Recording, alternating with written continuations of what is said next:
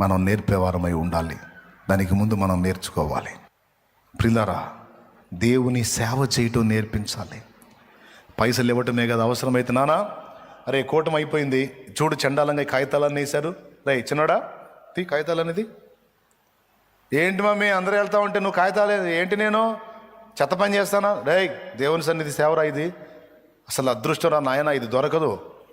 దేవుని సంఘంలో దేవుని మందిరంలో పరిచర్యరా. వీళ్ళందరూ ఎవరు అనుకున్నా? దేవుని సంఘం.